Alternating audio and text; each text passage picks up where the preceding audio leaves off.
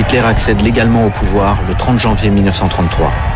En quelques mois, il établit sa dictature. Il devient le Führer, le chef. Toute l'Allemagne doit crier « Heil Hitler !» « Vive Hitler !» Dans son livre « Mein Kampf », Mon combat, il a clairement exposé ce qu'il appelle ses missions. Comme Hitler est l'un de ses anciens combattants aigris de 14-18, sa première mission sera de détruire la France, d'effacer l'humiliation du traité de Versailles de 1919 qui prive l'Allemagne de son armée et d'une partie de son territoire.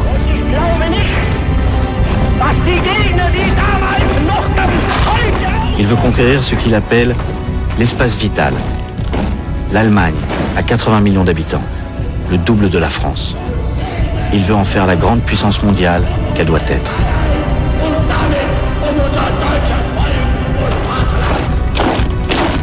Antisémite pathologique, sa mission est d'affirmer la supériorité de la race aryenne germanique, menacée par les Juifs.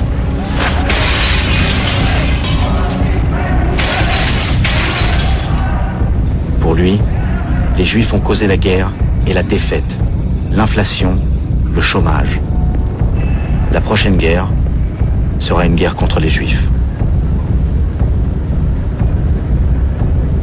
Ils iront à Dachau, le premier camp de concentration, où Hitler jette les anti-nazis, communistes, socialistes, démocrates.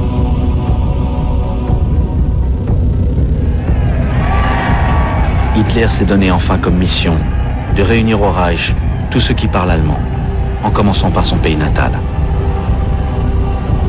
C'est l'Anschluss, l'annexion de l'Autriche, sur laquelle s'abat aussitôt la même terreur qu'en Allemagne, avec l'ouverture de l'un des pires camps de concentration à Mauthausen, près de Linz. Quelle sera sa prochaine victime? La Tchécoslovaquie voisine, où vivent des Allemands, les Sudètes, mais que l'Angleterre et la France protègent. La paix est menacée. À Munich, dans le temple du nazisme, une conférence de la dernière chance est organisée. Sont réunis, d'un côté, Adolf Hitler qui fait de plus en plus peur, et son allié le dictateur italien Benito Mussolini. Mussolini, l'inventeur du fascisme, l'embrigadement de tout un peuple. Depuis l'enfance.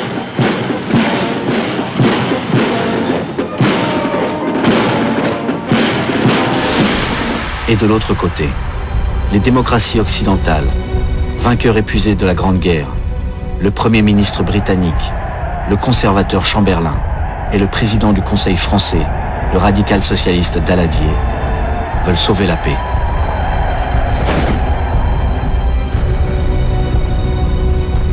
Ils en arrivent à accepter l'inacceptable.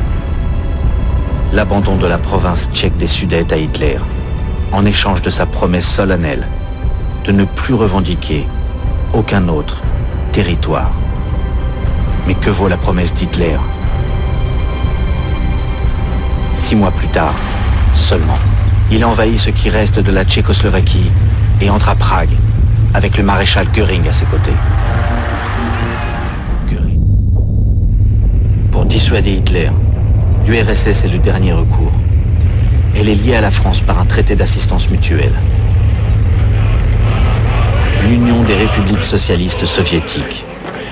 Tel est le nom de la Russie communiste. Sur la place rouge, la manipulation des foules masque la dictature de Staline, qui lui aussi fait jeter des millions de malheureux dans ses camps. L'archipel du Goulag.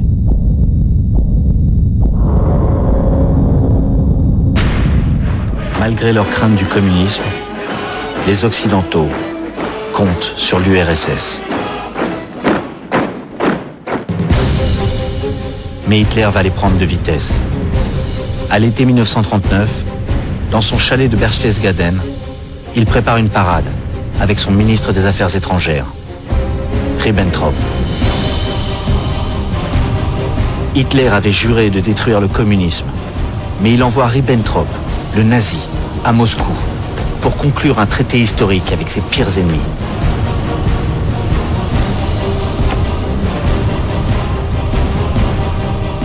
Quand le ministre des Affaires étrangères de Staline, Molotov, signe le pacte germano-soviétique, les communistes sont bouleversés, comme ces militants français qui prennent, en ce mois d'août 1939, leur congé payé. L'une des grandes conquêtes du Front populaire.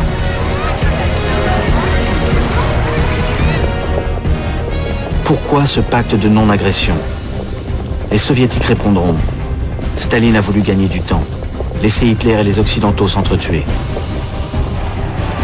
Peut-être avait-il aussi l'illusion qu'il pouvait durablement partager l'Europe avec Hitler, en s'appropriant une partie de la Pologne et les pays baltes.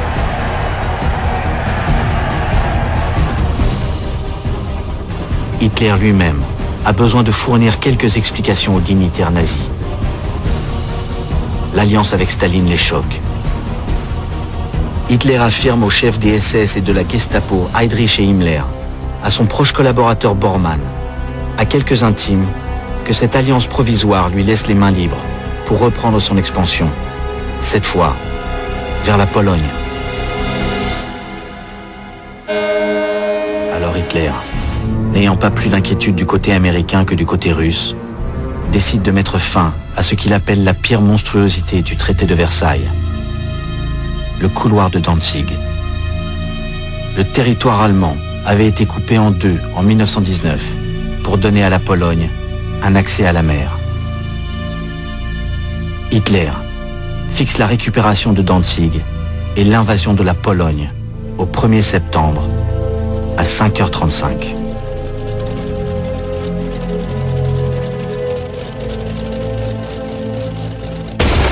Le premier coup de canon de la Deuxième Guerre mondiale est tiré sur Danzig.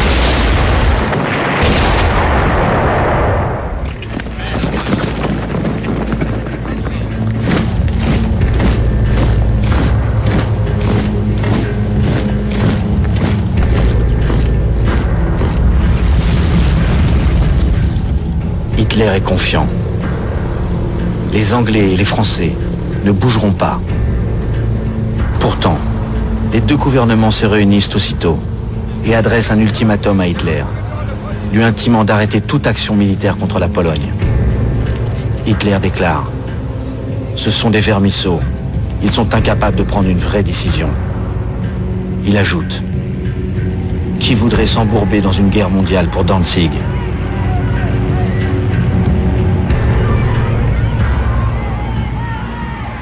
Le 3 septembre 1939, à 11h, l'ambassadeur du Royaume-Uni à Berlin apporte la déclaration de guerre. À 17h, la France déclare la guerre à l'Allemagne. Hitler est choqué. Son interprète, Schmitt, écrira: il était comme pétrifié, le regard perdu au loin. Le général Jodl constate: pour la première fois, l'instinct du Führer s'est trompé. Les généraux allemands sont en face du scénario qu'ils redoutaient le plus: la guerre sur deux fronts.